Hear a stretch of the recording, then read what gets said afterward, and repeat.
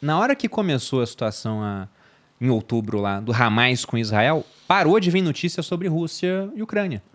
Porque dividiu Porque os holofotes, divide as holofote, atenções. total. Então, com certeza, o Vladimir Putin, o que ele mais quer são outros conflitos acontecendo no mundo para tirar o holofote do que ele faz na Ucrânia. E para a China, tudo que prejudica os Estados Unidos, que é o principal rival hoje em dia, em termos econômicos, em termos de ser uma potência no mundo, é interessante, né? Então, se os americanos vão gastar recurso e mais atenção Sim. para estar olhando para os russos, para os israelenses contra os iranianos, então vai faltar recurso uma hora para olhar, por exemplo, para Taiwan, que já está envolvido em outros conflitos. Então, realmente, eu também não acho que é um cenário que ele é totalmente improvável. Eu acho que é um cenário que me dá muito medo. E eu acho incrível isso, como o Irã está sempre relacionado a essas narrativas de guerra mundial. O pessoal talvez não lembre, mas no começo de 2020, o que se discutia antes da pandemia, antes de tudo ficar fechado pelo mundo, foi quando o Trump matou o Qassem Soleimani, que era um general iraniano, no Iraque. E o pessoal falava, vai ter uma terceira guerra mundial? Aí ficou nessa tensão umas 2 semanas, veio o vírus e ninguém mais falou disso. E aí já era, a gente ficou em lockdown. E a resposta iraniana foi ridícula. E parte da lógica de Israel atacar a embaixada foi porque quando mataram o Soleimani, Deu nada. não aconteceu nada. Então Israel olha e fala assim, não, o Irã, ele gosta de falar grosso, mas na hora do vamos ver ele não vai fazer.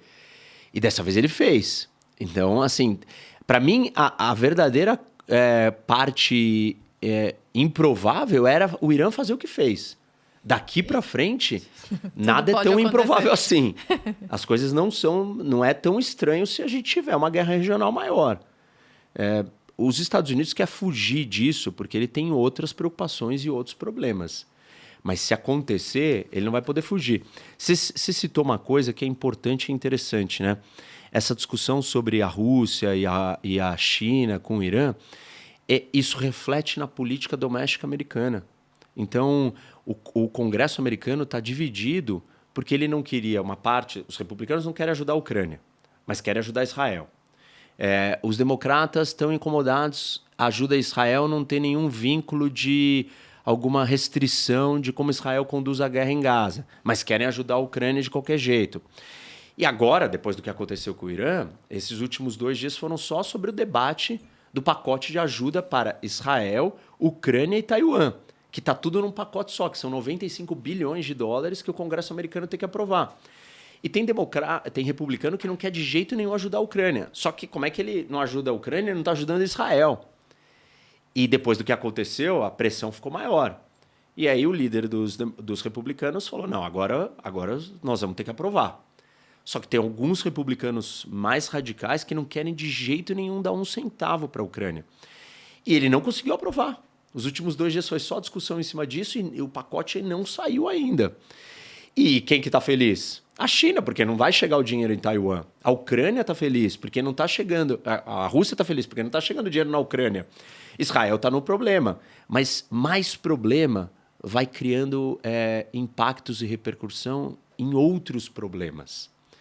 Para a Rússia e para a China, mais problema não é só político, não é só militar, é econômico, é a divisão interna dentro dos Estados Unidos, é a discussão de como vai gastar o dinheiro do orçamento, é 1000 outras coisas.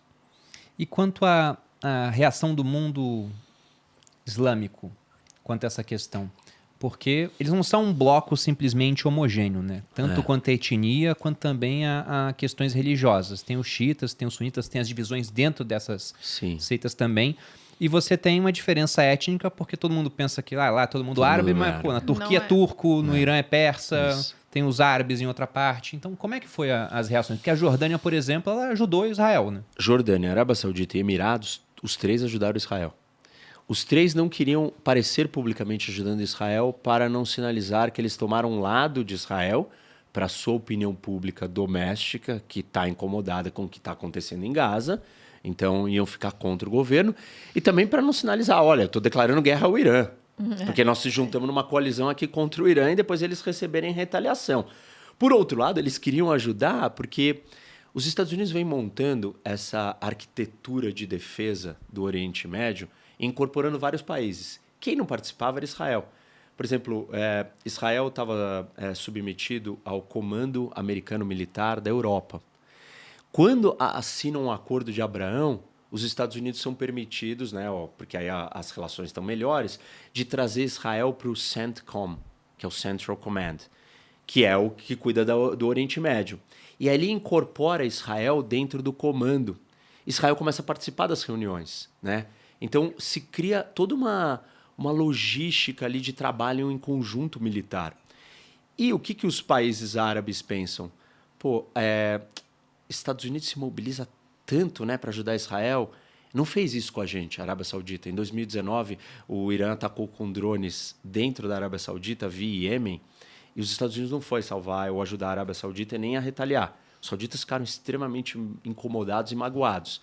E eles falaram, pô, quem sabe se eu ajudar aqui Israel, quando for a minha vez, os Estados Unidos vai ter, né, vai olhar e vai falar, pô, eles merecem que eu ajude eles também, ou até mesmo Israel. Então, uma parte deles fazerem foi isso. Outra parte é que existe, sim, uma grande divisão dentro do Oriente Médio, entre os sunitas e os xiitas, além das divisões étnicas que você comentou, persas e árabes.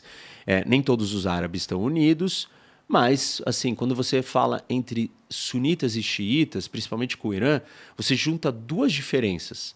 A religiosa, que os iranianos são xiitas e o resto quase do mundo árabe é sunita, e o fato de serem árabes e o Irã ser persa. Então tem essa divisão. Nos últimos tempos, aqui meses ou talvez ano, isso foi aliviado um pouco, porque a China mediou um acordo entre a Arábia Saudita e o Irã. Então as relações da Arábia Saudita, né, que vamos supor, um dos líderes ali dos sunitas, tá mais amena com o Irã. Mas existe muita divisão. Por exemplo, a gente assistiu esse ano um ataque terrorista contra o Irã. Não sei se vocês lembram disso. Em janeiro, o ISIS, o Estado Islâmico, explodiu uma bomba no Irã. Matou mais de 100 pessoas. O mesmo Estado Islâmico que atacou a Rússia recentemente. E o Estado Islâmico é uma organização religiosa, fundamentalista, sunita.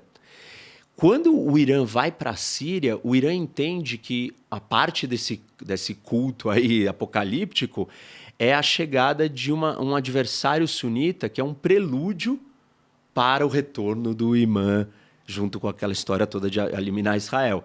Então, as diferenças elas continuam existindo. A gente não assistiu o mundo árabe tomando o lado do Irã. Isso não virou uma guerra religiosa. O mundo islâmico contra o mundo ocidental, contra as sociedades judaico-cristãs. Não foi isso que aconteceu. Foi realmente o Irã contra Israel. E os árabes ficaram do lado de Israel. 3 países árabes substancialmente assim, importantes. A Arábia Saudita é o mais de todos. Isso é um sinal positivo. Quer dizer que essas divisões elas podem jogar a favor dos Estados Unidos e de Israel.